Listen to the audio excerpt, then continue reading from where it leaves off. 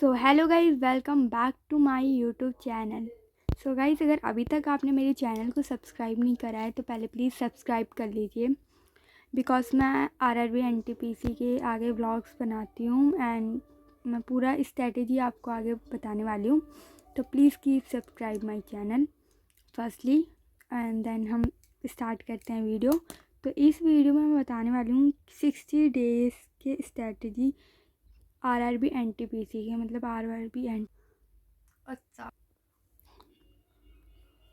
आपकी मतलब आप कैसे प्रिपरेशन करते हैं। ये एक स्ट्रेटेजी वीडियो है कि आपको 60 डेज़ के अंदर अगर आपने कोई टाइम टेबल नहीं बनाया है तो आप इसके अकॉर्डिंगली स्टार्ट कर सकते हैं अपनी प्रिपरेशन। और अगर आपने अभी तक मतलब अभी स्टार्ट नहीं करी है प्रिपरेशन, तब भी अगर आप इसके अकॉर्डिंगली प्रिपरेशन स्टार्ट करेंगे ना तो आपका ऑलमोस्ट सिलेबस है वो कवर हो जाएगा। मतलब 80% तक का आपका सिलेबस कवर हो जाएगा अगर आप इसके अकॉर्डिंगली प्रिपेयर करते हैं। तो now start the video. First इसमें थ्री सब्जेक्ट्स होते हैं आरआरबी एनटीपीसी में। First is math, second is reasoning and third is general awareness. तो गाइस, मैथ में 30 क्वेश्चंस होते हैं जो कि 30 मार्क्स के ही आते हैं। रीजनिंग में 30 क्वेश्चन होते हैं, 30 मार्क्स के आते हैं। वैसे ही जनरल अवेयरनेस में 40 क्वेश्चन होते हैं, 40 क्वेश्चन होते हैं, 40 मार्क्स के आते हैं। तो मतलब जो ज़्यादा वेटेज कवर करता है ना, आप देख लीजिए आप खुद ही, वो जनरल अवेयरनेस कवर करता है। तो बिकॉज जनरल अवेयरनेस के 40 क्वेश्चन आते हैं एंड ये 40 मार्क्स कवर करता है जनरल अवेयरनेस। वैसे ही रीजनिंग हमारा कवर करता है 30 मार्क्स और मैथ हमारा कवर करता है 40 मार्क्स। तो आपकी इन तीनों सब्जेक्ट्स की स्ट्रेटेजी क्या होने वाली है।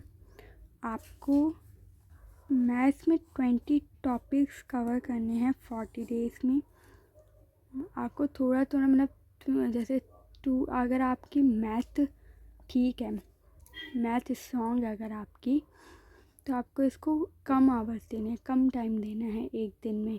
अगर आपकी जैसे रीजनिंग स्ट्रॉन्ग है तो आपको रीजनिंग को ज़्यादा मतलब स्ट्रॉन्ग सब्जेक्ट्स को कम टाइम देना है, लेस टाइम। और इफ़ अगर आपकी मतलब जो वीक सब्जेक्ट्स हैं उनको ज़्यादा टाइम देना है।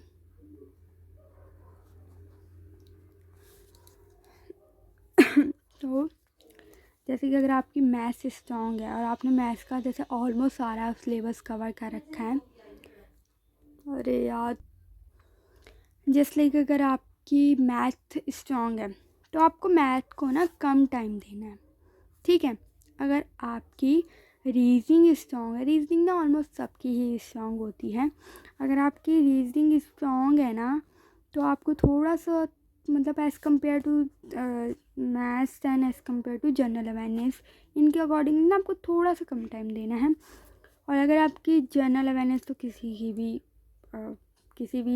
भी स्ट्रॉन्ग नहीं होती है, बट अगर आपकी फिर भी स्ट्रॉन्ग है तो आपको जनरल अवेयरनेस को कम टाइम देना है, मतलब एंड दो सब्जेक्ट्स के अकॉर्डिंगली, क्योंकि ऑलमोस्ट ऑब्वियसली ये 40 क्वेश्चंस आएंगे और 40 मार्क्स के आएंगे, सबसे ज़्यादा इसकी वेटेज है।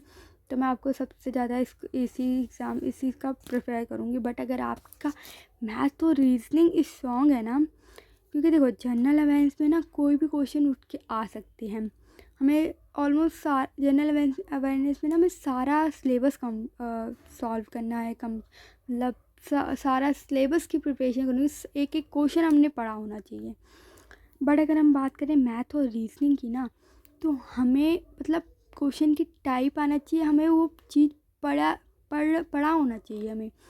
तो अगर हम वो चीज़ पढ़ लेंगे ना तो हमें वो सारे क्वेश्चन सॉल्व करने आ जाएंगे।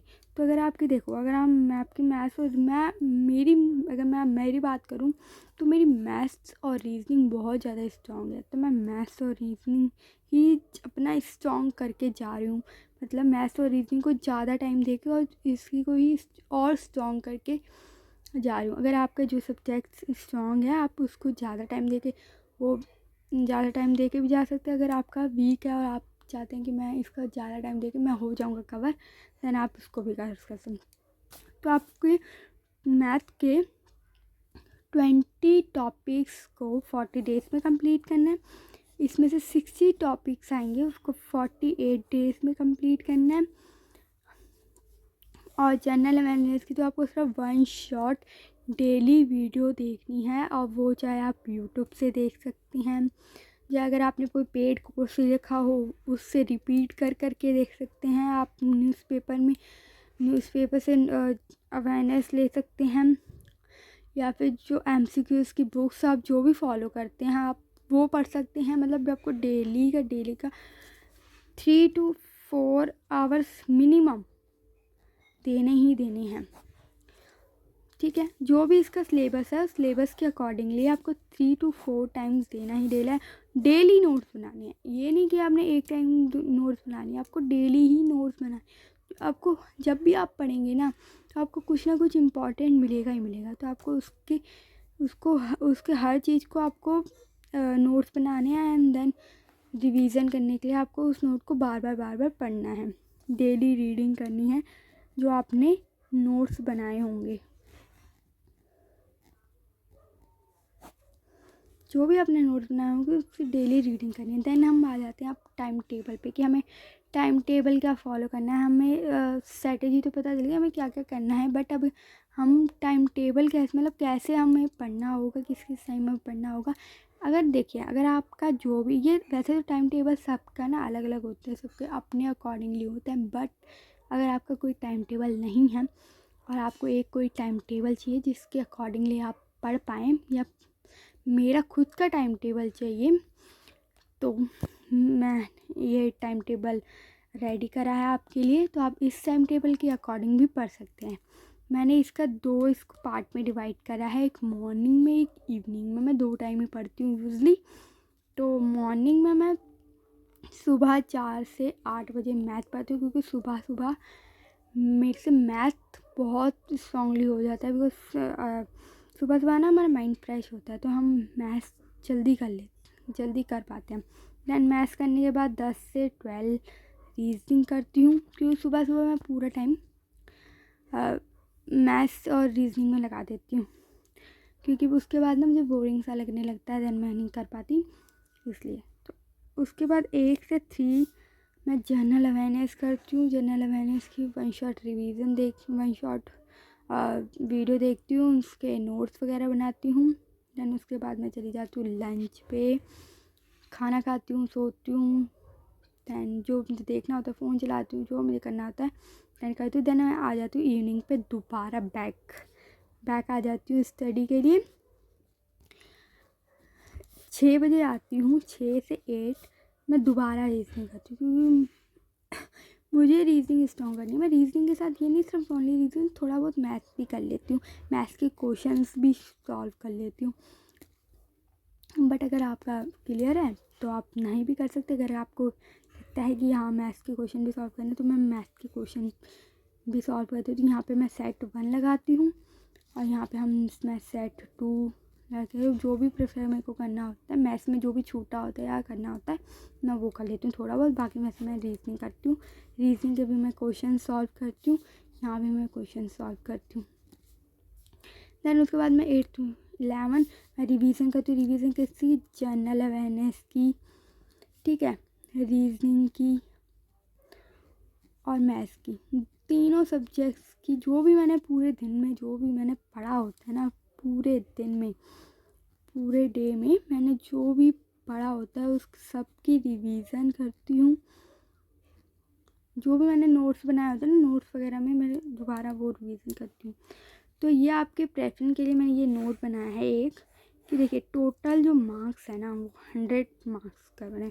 मतलब अगर मैं यहाँ पे यहीं पे दिखा देती हूँ, GK 40 मार्क्स का है, रीजनिंग 30 मार्क्स की, और जो मैथ्स है वो भी 30 मार्क्स। तो टोटल आपके कितने हो गए? 100 मार्क्स एंड 100 क्वेश्चन। 100 मार्क्स और 100 क्वेश्चन है, तो मतलब जो टोटल मार्क्स है ना वो आपके 100 है। 100 मार्क्स के होने वाले, जो भी आपकी कट ऑफ बनेगी वो 100 मार्क्स से बनेगी। तो आपको हमेशा ऑलवेज टारगेट जो है ना वो आपको 90 प्लस का ही रखना है। 90 प्लस टारगेट रखोगे तभी आपके ऑलमोस्ट 80 तक आ जाएंगे। अगर आप पहले ही लो सोचोगे ना तो उससे कम कम ही आएंगे। तो आपको टारगेट हमेशा 90 प्लस का टारगेट रखना है, और आपको पढ़ना भी 90 प्लस के अकॉर्डिंगली ही है। वैसे अगर आप 75 या 75 से अबव लाते तो आप सेफ हैं। पास होने के लिए मैं बोलूँगी 75 ठीक है पास होने के लिए, बट अगर आपको अच्छे स्कोर लाने हैं तो आपको 90 प्लस ही लाना। अगर आपको मेरी ये स्ट्रैटेजी एंड टाइम टेबल ठीक लगा हो, अच्छा लगा हो, और मेरी वीडियो ये अच्छी लगी हुई तो please subscribe my channel, because is totally free, और इससे मुझे मोटिवेशन मिलेगा आगे वीडियोस अपलोड करने के लिए। तो या बस subscribe my channel and like and comment. अगर आपका कोई भी और भी डाउट है ना इसी मतलब एग्ज़ाम से रिलेटेड कि किसी भी टाइप का अगर कोई भी डाउट है ना तो आप प्लीज़ कमेंट में करिए। मैं आपने मेरी वीडियो देखी होंगी, मैं सबके आंसर देती हूँ, सबके रिप्लाई देती हूँ, तो इसमें भी रिप्लाई दूँगी। Thank you.